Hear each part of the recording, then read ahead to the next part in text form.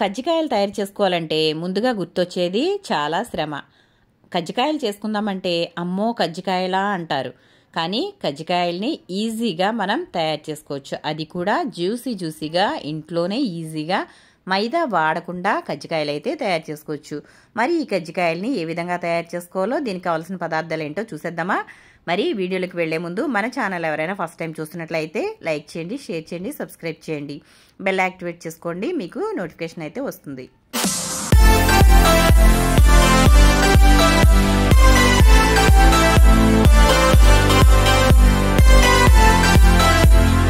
ముందుగా నేనైతే sugar syrup అయితే తయారు చేసేసుకుంటున్నాను. ఇక్కడ ఒక గిన్నె అయితే తీసుకున్నాను. తర్వాత దాంట్లోకి ఈ విధంగా ఒక కప్పుతో అయితే షుగర్ తీసుకోవాలి. అందులో మనం వాటర్ అయితే వేసుకోవాలండి. ఒక కప్పుతో షుగర్ తీసుకున్నాం కాబట్టి మనం అరకప్పు వాటర్ అయితే వేసుకోవాలి. ఇది పర్ఫెక్ట్గా పాకం అనేది రావాల్సిన అవసరం లేదండి. ఒక 5 నిమిషాల పాటు మరిగిన తర్వాత 2 వేళ్లతో చెక్ చేసినట్లయితే అది జిగురుగా వస్తే సరిపోతుంది. దీనికి తీగ పాకం కానీ జిగురు పాకం కానీ రావాల్సిన అవసరం లేదు. ఇప్పుడైతే నేను షుగరు వాటర్ వేసేసుకున్నాను కదా, స్టవ్ అయితే వెలిగించుకుని ఇది ఒక 5 నిమిషాల పాటు మరిగించి పక్కనైతే పెట్టేసుకుంటున్నాను. అలా మరిగితే మనకి పాకం అనేది తయారైనట్లే. ఇది పర్ఫెక్ట్గా గులాబ్ జామ్ కానీ దేనికైనా సరే ఈ పాకం అనేది పనికొస్తుందండి. రసగుల్లాకు కానీ గులాబ్ జామ్ కానీ ఈ విధంగా చేసుకునే బ్రెడ్ స్వీట్కి దేనికైనా సరే ఈ పాకం అయితే మనకి పర్ఫెక్ట్గా సెట్ అవుతుంది. ఇలా అయితే ఒక కప్పు పంచదార తీసుకున్న తర్వాత అరకప్పు అయితే వాటర్ తీసుకోవాలి. 5 నిమిషాల పాటు మరిగితే మనకి పాకం అనేది రెడీ అయిపోయినట్లే. చూసారు కదా, ఈ విధంగా బాగా మరగనివ్వాలి. మనం ఈ విధంగా మరిగేటప్పుడు మంటని మీడియం ఫ్లేమ్లో అయితే పెట్టుకుని మరిగించుకోవాలి. అప్పుడే మనకి కరెక్ట్గా పాకం అనేది తయారవుతుంది. చూసారు కదా, ఇలా అయితే 5 నిమిషాల పాటు మరిగిన తర్వాత ఇప్పుడు మనం చూడండి ఒకసారి, ఇలా అయితే ఉంటుంది. మనకి నచ్చితే ఇందులో యాలకులు వేసుకోవచ్చు, లేదంటే గనక అవాయిడ్ చేసేయచ్చండి. మన ఇష్టాన్ని బట్టి ఆధారపడి ఉంటుంది. ఎందుకంటే యాలకులు చాలామంది ఆ ఫ్లేవర్ని ఇష్టపడరు కాబట్టి మీకు ఇష్టమైతే వేసుకోవచ్చు, లేదంటే లేదు. ఇప్పుడైతే పాకం ఒకసారి చెక్ చేస్తున్నాను చూడండి. ఇలా అయితే 2 వేళ్లతో టచ్ చేసినప్పుడు 2 వేళ్ళు ఈ విధంగా గమ్ము మాదిరిగా అతుక్కున్నట్లయితే మనకి పాకం అనేది తయారైనట్లే. దీనికి ఎటువంటి తీగ పాకం కానీ ముద్ద పాకం కానీ రావాల్సిన అవసరం లేదు. చూసారు కదా, మనకైతే పాకం అయితే రెడీ అయిపోయింది. ఇప్పుడైతే మనం ఇది స్టవ్ అయితే ఆఫ్ చేసేసుకుని పాకం అయితే పక్కన పెట్టేసుకుందాము. ఇది పూర్తిగా చల్లారిపోవాలండి. వేడిగా ఉన్నప్పుడు అయితే మనం పాకంలో ఏది వేయకూడదు కాబట్టి పూర్తిగా చల్లారిపోనిద్దాము. ఇలా తయారు చేసుకున్న పాకం గులాబ్ జామున్లో కానీ బాదుషాలకు కానీ ఏదైనా సరే ఇదే పర్ఫెక్ట్ పాకం అండి. ముందుగా కజ్జికాయలలోకి స్టఫింగ్ అయితే తీసేసుకుందాము. నేనైతే పచ్చి కొబ్బరి తీసుకున్నాను, అలాగే జీడిపప్పు, కిస్మిస్, అలాగే యాలకులు అయితే 2 తీసుకున్నాను. పచ్చి కొబ్బరిని ఈ విధంగా పైన ఉండే నలుపుది చెక్కేసుకున్న తర్వాత ఇలా అయితే ముక్కలుగా కట్ చేసి పెట్టుకున్నాను. ఆ తర్వాత ఒక 10 నుంచి 15 వరకు జీడిపప్పు అయితే తీసుకున్నానండి. అలాగే ఒక 15 కిస్మిస్ అయితే తీసుకున్నాను. కిస్మిస్ పూర్తిగా ఆప్షనల్ అండి, మీకు నచ్చితే వేసుకోవచ్చు, నచ్చకపోతే దీనిని స్కిప్ చేసి బాదం అయినా వేసుకోవచ్చు. ఇవన్నీ కూడా పక్కన పెట్టుకున్న తర్వాత నేనైతే ముందుగా మిక్సీ జార్ తీసుకుని పచ్చి కొబ్బరి ముక్కలు అలాగే యాలకులు వేసేసుకున్నాను. ఆ తర్వాత జీడిపప్పు కూడా ఇందులో వేసేసుకుంటున్నాను. ఇవన్నీ కూడా మనం కొంచెం బరకగా మిక్సీ పట్టుకోవాలండి. దీంట్లో కొంచెం షుగర్ కూడా వేసుకుందాము. కంపల్సరీగా షుగర్ అయితే వేసుకోవాలి, అప్పుడే మనకి లోపల తీయగా ఉండి చాలా బాగుంటుంది కదా. కాబట్టి నేనైతే ఇక్కడ షుగర్ అయితే వేసేస్తున్నాను.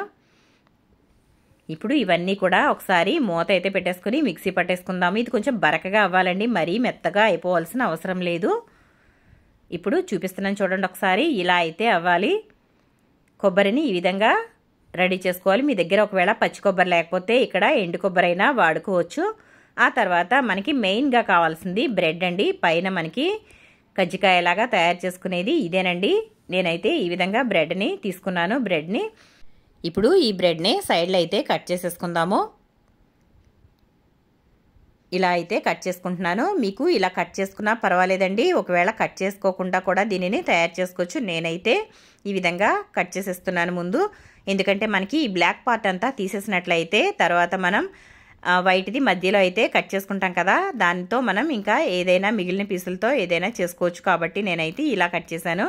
చూడండి ఒకసారి, ఇక్కడ బ్రెడ్ అయితే మొత్తం 4 వైపులా కట్ చేసేసుకున్నాను. ఆ తర్వాత ఇలా రౌండ్గా ఉన్న మూత కానీ లేదంటే ఒక షార్ప్గా ఉన్న గ్లాస్ కానీ తీసుకోవాలి. ఇలా తీసుకున్న తర్వాత మనకి ఎంత అయితే సైజు కావాలో అంత అయితే మనం ఈ విధంగా రౌండ్గా కట్ చేసుకోవాలండి. చూసారు కదా, ఇలా అయితే కట్ చేసుకుని రౌండ్ పార్ట్ అయితే పక్కన పెట్టేసుకుందాము. చూసారు కదా, ఇప్పుడు ఈ మిగిలిన ముక్కలతో మనం బ్రెడ్ హల్వా లాంటిది తయారు చేసుకోవచ్చు. కాబట్టి నేనైతే సైడ్లో అయితే ముందుగా కట్ చేశాను. చూసారు కదా, అన్నీ కూడా నేను ఇలాగా రౌండ్గా కట్ చేసేసుకున్నానండి. ఆ తర్వాత ఈ విధంగా చపాతీ పీట మీద పెట్టుకుని ఇలా అయితే ఒకసారి బాగా దీనిని వత్తుకోవాలి. ఇలా వత్తుకోవడం వల్ల బ్రెడ్ అనేది ఇది మనకి అతుక్కుపోతుందండి. చక్కగా చాలా సన్నగా అయితే తయారవుతుంది. చూడండి, ఇలాగైతే అన్నీ కూడా నొక్కేసుకోవాలి. చూసారు కదా, మిగిలినవన్నీ కూడా నేను ఇదే మాదిరిగా తయారు చేసేసుకుంటాను. చూడండి, నేను అన్నీ ఈ విధంగా చపాతీ పీట మీద వత్తేసుకున్నాను. చూసారు కదా మనకి ఎంత సన్నగా అయితే తయారయ్యాయో. ఈ విధంగా అన్నీ రెడీ చేసేసి అయితే పక్కన పెట్టేసుకుందాము. ఆ తర్వాత ఒక గిన్నెలోకి అయితే మైదా పిండి తీసుకుంటున్నానండి. మైదా పిండి ఇది మనకి కజ్జికాయలు తీసుకున్నప్పుడు విడిపోకుండా మధ్యలో రాస్తాం కదండి, కాబట్టి ఇది కూడా సేమ్ అదే ప్రాసెస్ అండి. ఈ విధంగా మైదా పిండిలో వాటర్ అయితే వేసుకొని పిండిని కొంచెం పలుచగా అయితే తయారు చేసుకోవాలి. ఇలా పలుచగా తయారు చేసుకున్నది మనం అప్లై చేసుకుని వత్తుకున్నట్లయితే ఇది విడిపోకుండా కోట్ అవ్వడానికి బాగా పనిచేస్తుందండి. ఈ విధంగా అయితే పలుచగా కలిపేసి పక్కన అయితే పెట్టేసుకుందాము. ఇప్పుడు ప్రాసెస్లోకి అయితే వెళ్ళిపోదాము. నేనైతే ఇక్కడ ఒక ప్లేట్ అయితే తీసుకున్నాను.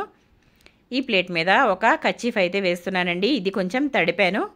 ఇలా తడి చేసుకుని వేసుకోవాలి. ఇలా వేసుకోవడం వల్ల మనం బ్రెడ్ అనేది దీంట్లో పెట్టుకుని కొంచెం దీనిని ఈ విధంగా ప్రెస్ చేయాలండి. ఇలా ప్రెస్ చేసినట్లయితే మనకి ఈ కర్చీఫ్కున్న తడి బ్రెడ్ అనేది పీల్చుకుంటుంది. అప్పుడు మనకి బెండ్ చేసినప్పుడు ఇది విరిగిపోకుండా రావడానికి బాగా ఉపయోగపడుతుంది. చూసారు కదా, ఇలాగైతే కొంచెం వత్తేసుకోవాలి.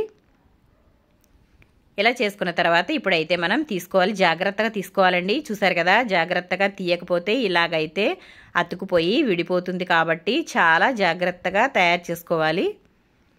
చూడండి, ఇక్కడ నేనైతే ఈ విధంగా తీసుకున్న తర్వాత దీంట్లో ఇప్పుడు మనం కలిపి పెట్టుకున్న మైదా పిండిని అయితే చుట్టూరు ఈ విధంగా కోట్ చేసేయాలి. ఇలా మనం మైదా పిండిని అప్లై చేయడం వల్ల మనకి కజ్జికాయ అనేది తయారు చేసుకున్న తర్వాత ఇది విడిపోకుండా అతుక్కుని ఉండడానికి ఈ మైదా పిండి సహాయం చేస్తుంది. కాబట్టి ఇలా అయితే దీనిని అప్లై చేసుకోవాలి. ఇలా అప్లై చేసుకున్న తర్వాత మనం తయారు చేసి పెట్టుకున్న కొబ్బరి మిశ్రమాన్ని ఈ మధ్యలో ఈ విధంగా అయితే పెట్టుకోవాలండి. ఇలా పెట్టుకుని ఇప్పుడు దీనిని కజ్జికాయ మాదిరిగా వత్తుకోవాలి. చూడండి ఒకసారి, ఇలా అయితే దీనిని కజ్జికాయలాగా తయారు చేసుకోవాలి. చూసారు కదా, ఇప్పుడు ఇలాగా చేసుకున్న తర్వాత మనం అంచులు అనేవి ఈ విధంగా ప్రెస్ చేయాలి. ఇలా ప్రెస్ చేయడం వల్ల లోపలిది మనకి స్టఫింగ్ అనేది బయటకు రాకుండా ఉంటుంది. మిగిలినవన్నీ కూడా ఇదే మాదిరిగా తయారు చేసుకోవాలి. మీకు ఇంకొకటి చూపిస్తున్నాను చూడండి. మనం తీసుకున్న బ్రెడ్ని కొంచెం తడిపి ఈ విధంగా అయితే మైదా పిండిని కోట్ చేయాలి. ఇలా కోట్ చేసిన తర్వాత మనం కొబ్బరిని అయితే స్టఫ్ చేసుకోవాలి. ఇలా పెట్టుకున్న తర్వాత అప్పుడు మనం కజ్జికాయ మాదిరిగా దీనిని జాగ్రత్తగా మడత పెట్టుకోవాలండి. చక్కగా ఈజీగా అయితే మనకి కజ్జికాయలు అనేవి రెడీ అయిపోతాయి. చూసారు కదా, ఎటువంటి పండగ అయినా సరే ఎవరైనా రిలేటివ్స్ వచ్చినా అకేషన్స్ కానీ ఈ విధంగా స్వీట్ అనేది తయారు చేయండి. తిన్నవాళ్ళు ఫిదా అయిపోతారు. అంత బాగుంటుంది ఈ స్వీటు. మనకి నోట్లో వేసుకుంటే కరిగిపోతుందండి. చూసారు కదా, చాలా సింపుల్గా ఈ విధంగా చక్కగా మడత పెట్టేసుకోవచ్చు. మనకి చూసారు కదా, కజ్జికాయ అయితే రెడీ అయిపోయింది. ఇలా అయితే మనం ఒత్తుకున్న తర్వాత కొంచెం అంచులు అనేవి ప్రెస్ చేసుకోవాలండి. ఇలా ప్రెస్ చేసుకోవడం వల్ల మనకి లోపల స్టఫింగ్ అనేది బయటికి రాదు. ఇలా అయితే తయారు చేసుకోవాలి. మిగిలినవన్నీ కూడా నేను తయారు చేసేసుకున్నాను. చూసారు కదా, చాలా ఈజీగా అయిపోతుందండి. ఇది ఎక్కువ ప్రాసెస్ అనేది పట్టదు, చాలా త్వరగా అయిపోతుంది. సింపుల్గా టేస్టీగా అయితే స్వీట్ అనేది తయారు చేసుకోవచ్చు. రొటీన్కి భిన్నంగా ఇలా అయితే స్వీట్ తయారు చేయండి. ఆ తర్వాత నేను స్టవ్ అయితే వెలిగించి బాండీ అయితే పెట్టేసుకుని ఆయిల్ అయితే వేసేస్తున్నానండి. మనం ఇవి డీప్ ఫ్రై చేయడానికి సరిపడా ఆయిల్ అయితే వేసుకున్నాను. ఆ తర్వాత ఆయిల్ కొంచెం బాగా వేడవనివ్వాలి. ఈ ఆయిల్ని ఎక్కువగా వేడవనివ్వాలండి. బాగా వేడైతేనే మనకి ఈ బ్రెడ్ అనేది కొంచెం త్వరగా వేగుతుంది, ఆయిల్ పీల్చుకోకుండా ఉంటుందండి. చూసారు కదా, ఈ విధంగా ఆయిల్ బాగా కాగిన తర్వాత ఇందులో మనం విడిపోకుండా జాగ్రత్తగా వేసుకుని ఎన్నైతే పడతాయో అన్ని వేసుకుని వీటిని వేయించుకోవాలి. నేనైతే ఈ విధంగా లోతుగా ఉన్న బాండీలో అయితే వేయిస్తున్నానండి. మీకు ఒకవేళ వీలైతే వెడల్పుగా ఉన్న దాంట్లో కొంచెం ఆయిల్ ఎక్కువగా వేసి కూడా వేయించుకోవచ్చు. నేనైతే ఇలా అయితే వేయిస్తున్నాను. ఒకసారి వాడిన ఆయిల్ని మళ్ళీ మళ్ళీ వాడకూడదు కాబట్టి నేనైతే ఇలా తక్కువ ఆయిల్లోనే వేయిస్తూ ఉంటానండి. ఎక్కువగా డీప్ ఫ్రైలు అనేవి చేయను కాబట్టి నేను తక్కువగా, ఒకవేళ చేయాల్సి వస్తే తక్కువ ఆయిల్ వేసి దాంట్లో సరిపడా మాత్రమే చేస్తానండి. ఎందుకంటే ఒకసారి వాడిన ఆయిల్ని మళ్ళీ మళ్ళీ వాడకూడదు, అది క్యాన్సర్కి కారణమవుతుందండి. కాబట్టి అనేక రకాల అనారోగ్యాలు అనేవి వస్తాయి. కాబట్టి నేనైతే ఆయిల్ని ఈ విధంగా జాగ్రత్తగా వాడుతూ ఉంటానండి. చూసారు కదా, ఇవైతే రెండు పక్కల కూడా బాగా వేయించుకోవాలి. ఈ విధంగా మంచి కలర్ అయితే రావాలి, ఇవి అప్పుడే మనకి బాగుంటాయి. ఈ స్వీట్ అనేది టేస్టీగా ఉండాలంటే ఇలా అయితే బ్రెడ్ని మనం బాగా వేయించుకోవాలి, అప్పుడే మనకి స్వీట్ అనేది టేస్టీగా ఉంటుంది. ఒకవేళ అక్కడక్కడ వైట్గా ఉన్నట్లయితే మనం పాలల్లో బ్రెడ్ వేసుకుని తిన్నట్లే ఉంటుందండి, స్వీట్ తిన్నట్టుగా ఉండదు. కాబట్టి బ్రెడ్ అయితే ఈ విధంగా అయితే వేయించుకోవాలి. చూడండి ఒకసారి, మంచి కలర్ అయితే వచ్చే వరకు వేయించుకుని మనం అప్పుడైతే తీసుకోవాలి. చూసారు కదా, మనకైతే ఇలా అయితే వేగిపోయాయి. ఇంకో పక్క కూడా కొంచెం మంచి కలర్ అయితే వచ్చే వరకు ఉంచుకున్న తర్వాత అయితే మనం తీసుకుందాము. చూసారు కదా, ఇప్పుడైతే మనకి రెండు పక్కల బాగా వేగిపోయాయి. ఇప్పుడైతే మనం వీటిని తీసేసుకుందామండి. మిగిలినవన్నీ కూడా ఇదే మాదిరిగా వేయించుకుందాము. చాలామంది వాడిన ఆయిల్నే మళ్ళీ మళ్ళీ వాడుతూ ఉంటారండి. అలా చేయకండి పొరపాటును కూడా, అది హెల్త్కి అంత మంచిది కాదు. ఎంత ఆయిల్ పడుతుందో అంత మాత్రమే వేసుకుని వాడుకోండి, అప్పుడైతే మనకి ఆరోగ్యానికి చాలా మంచిది. అలాగే బయట ఫుడ్ని కూడా సాధ్యమైనంత వరకు అవాయిడ్ చేయండి ఫ్రెండ్స్. ఇలా అయితే అన్నీ వేయించేసుకున్నాను కదా, ఇప్పుడైతే మనం ఈ వేయించుకున్న వాటిని షుగర్ సిరప్లో అయితే వేసేసుకుందాము.